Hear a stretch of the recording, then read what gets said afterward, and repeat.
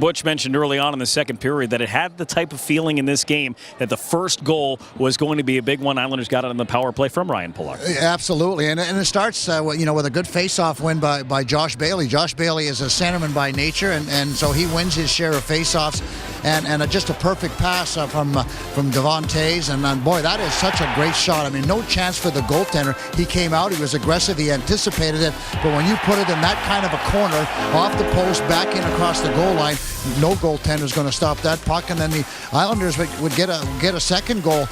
Good hard forecheck. Beauvillier gets it back, and Boychuk over to Leddy, and again, look at the perfect pass over to Filppula, and then a great deflection. So the Islanders scored some really nice goals tonight. Valtteri Filppula, man, he's a wily vet. He knows where to handle himself, and the Islanders take advantage of a miscue by the Oilers.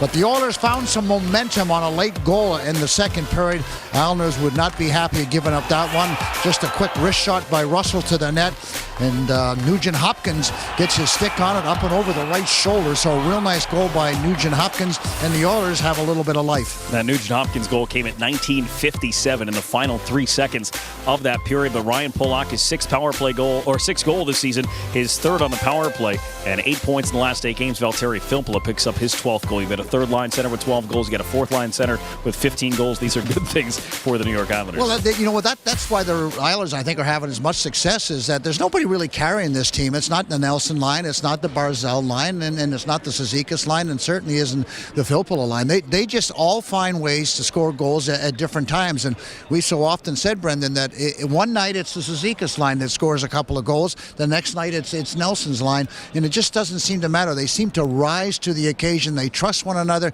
they believe in one another, as we listen to Anders Lee, and certainly they provide offense for one another. We also talk about Matt Barzal rising to the occasion when he sees Sidney Crosby, when he sees Patrick Kane, and when he sees Connor McDavid. That fits, and some hard work by Matt Barzal. He winds up getting rewarded with what goes down as the game-winning goal. I thought he had one of his better games. I thought he got a little room out there. This was his type of game. It was up and down and a lot less closer checking. So Barzal just started that whole play, and it was his good second effort, his tenacity. He just stayed right with it. Even falling down, he was able to get it back to his point man, and then he goes to the net. At the end of the day, he deflects that pass, that shot pass from in front of the net. So, you get rewarded when you work a little harder just to find your openings, and you're going to score goals, Brendan, when you put yourself in position. I talked about Cizikas. Barzal's no different, but certainly the Oilers would come back and find a way to score again. And this is on the power play. After the Islanders thought they had a chance to clear it, they wound up going back across the grain. Connor McDavid, he's going to get his points one way or the other. Well, he is. He's magical. I mean, he just knows where everybody is on the ice all the time, and he knew exactly what Draisaitl was going to be, and he's going to be open, and that's just an easy goal for Draisaitl. But this is a great play by Komarov, wins the battle along the boards, and what a pass to Anders Lee, a little slide pass, flat, and Anders Lee buries it. He's got his head up all the way. He could have probably cheated a little bit because he really wasn't looking at the net, but you got to be a little bit honest. If you're the goaltender, you can't just start getting right over to the post, and Anders Lee is a happy guy. So a big win for the Islanders as they now head on this 3-game road trip for the Islanders.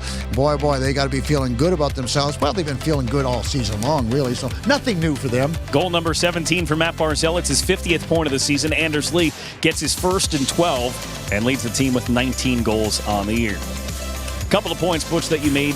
The Islanders' defense pairing of Pelech and Pulock, they were on for 13 minutes against Connor McDavid, who played 25 minutes and 55 seconds tonight. And it's another typical Islanders win, and I mean that by the fact that they had 5 goals and they had 10 different players record a point. Yeah, it's really been a team effort, and it's been that way the whole season long. And it's never going to change. It's not a team of superstars. It's a team. That's the only way you can state it. And if it's Lee one night, it's going to be Nelson another night. And I just don't see that thing changing. And I think they feel good about it because then everybody recognizes that they have a role to play, and it's an important role. There's no one person that's going to carry this hockey team. So every night, everybody can say, hey, I need you, and more often than not, somebody steps up.